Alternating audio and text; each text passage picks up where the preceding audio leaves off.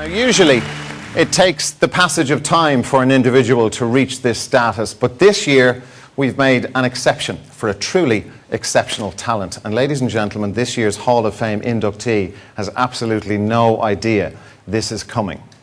He is World Rugby's most capped player of all time, the man who has dominated Irish rugby for close to 15 years and is one of Ireland's greatest ever sports people. It's Brian O'Driscoll. Come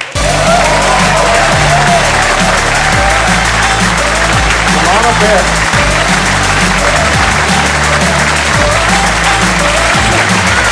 Oh, sneaky. We got you. We got you.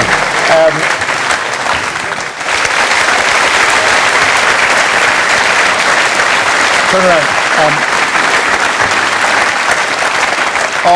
Awesome. The award is surprise number one, right? There is another surprise because, Brian, we thought long and hard about who we would ask to present the award to Brian. In the end, we settled on two very special people. So, ladies and gentlemen, please welcome to present the Hall of Fame award to their son, Geraldine and Frank O'Driscoll.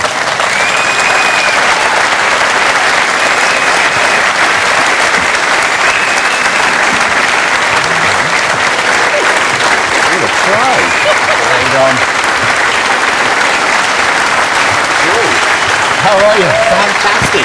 Couldn't be better. Wow. Standing beside the guys.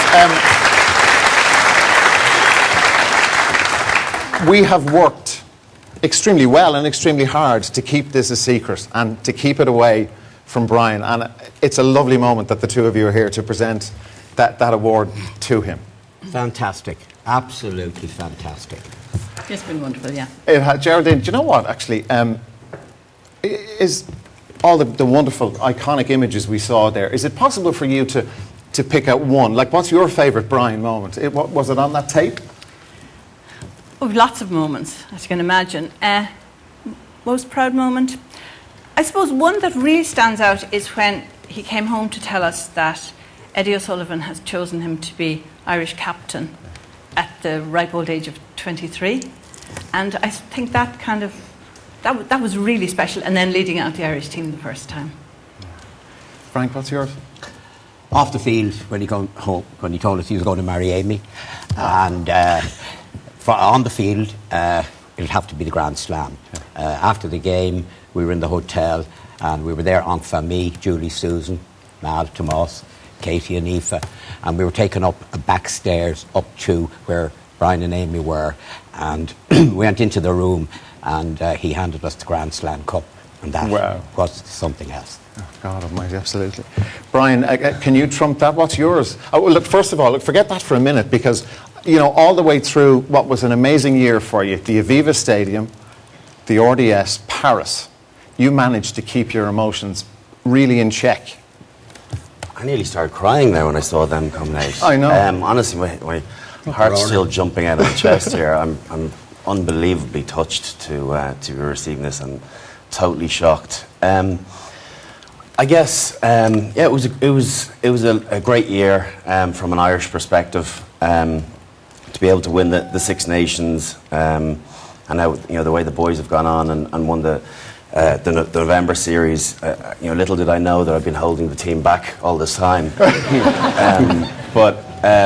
No, I suppose this year, do you know what? I walking off the pitch in the RDS at the end, albeit after 8 minutes, having come out of the game relatively unscathed, actually, that was probably one of the real highs, just really feeling a sense of achievement of 15 years as a professional, and that I managed to get out, you know, pretty unscathed, albeit it takes me a while to get out of bed in the morning. I doubt that very much.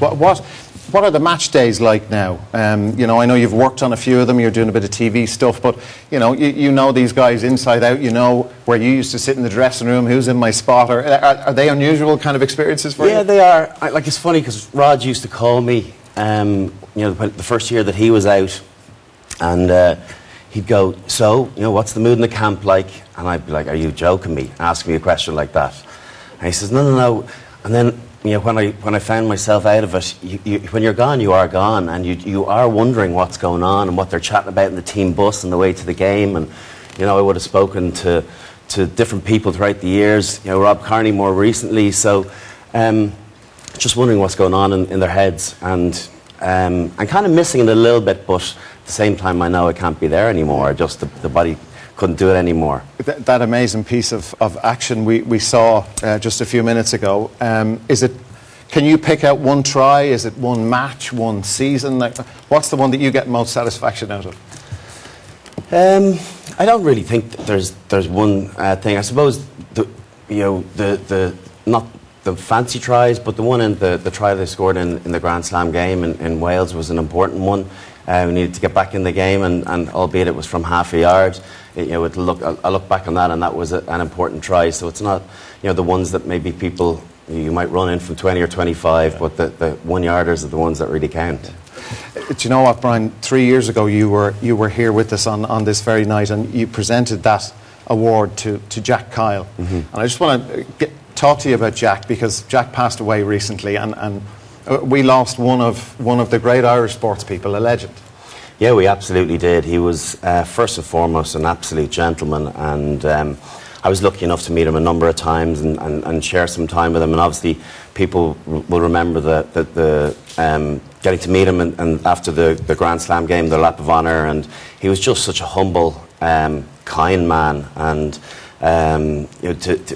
for him to pass on that mantle and be unbelievably gracious in doing so, and say the weight is off our shoulders, and hopefully we don't have to wait another 61 years. And somehow I don't think we will. We got you, and I'm so delighted we did. You did. Absolutely fantastic. Ladies and gentlemen, please join me in thanking Geraldine and Frank O'Driscoll and Brian O'Driscoll into our Hall of Fame. Cheers. Thank you very much. Thank you very much indeed. Geraldine, that was lovely. Thank you.